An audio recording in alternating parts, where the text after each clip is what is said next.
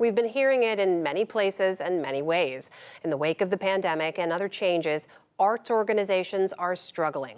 Opera, one of the most expensive of all art forms, is especially feeling the pinch and looking for new ways to move forward in its music, business model, and audience outreach. Jeffrey Brown visits Philadelphia's opera for our Arts and Culture series, Canvas.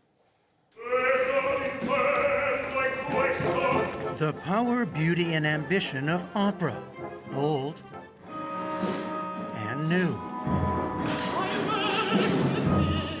The economic struggles of opera companies, hit with budget cuts, layoffs, postponements. In that sense, Opera Philadelphia has it all, a ground zero of the forces and challenges facing numerous arts organizations around the country. David Devan has led the company for 12 years. We're at a moment of a shift that is as significant as the move from the silent generation to the baby boomers. I think COVID advanced the end of a world that was built by and for baby boomers. But then now, the Gen X, Y, Z, that world's not built for them. Is that an existential problem? It could be, yeah. I mean, it's either a problem or an opportunity. Opera Philadelphia's Festival O, first put on in 2017, has been a leader in both presenting new works and offering them in new ways.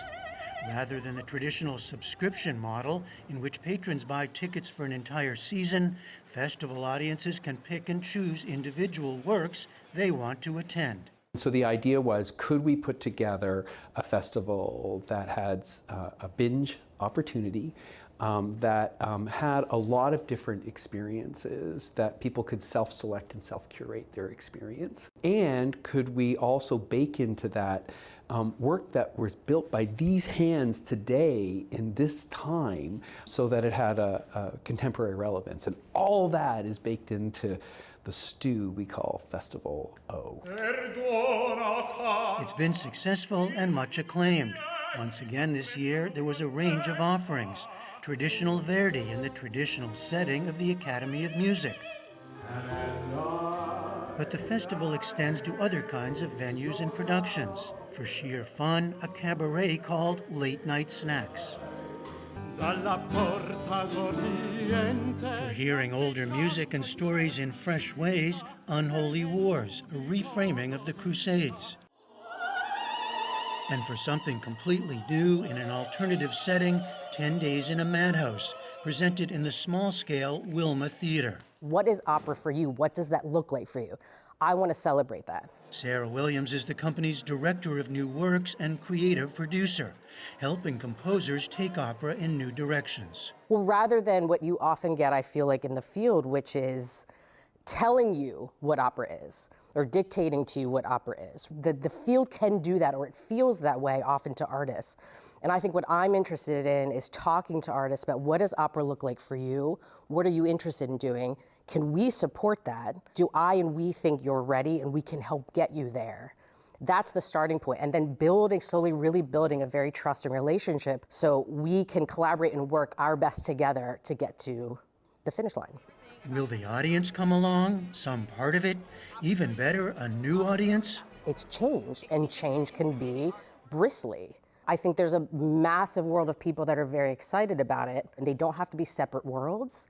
And it doesn't mean we're choosing one over another. I think there's a way to balance program and there be space and opportunity and varied experiences for everyone. And to be even more inclusive of companies, inclusive of different audiences, and beyond. The composer of this year's new opera was 38-year-old Renee Orth, who lives in Philadelphia and was previously a composer in residence with the company. 10 Days in a Madhouse, with a libretto by Hannah Moscovich, is based on the groundbreaking, if horrifying, true-life undercover journalism of Nellie Bly in the 19th century.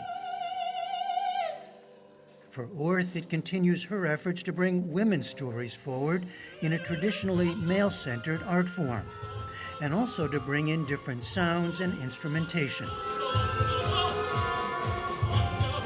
To me, it's important to impact as many people as possible. That's why I throw in dubstep beats, or I throw in, electronic dance music, but I also include, traditional string quartet waltz. And I really do believe that if we write music that's relevant and doesn't feel archaic, you know? I really believe I can move a lot of people that way.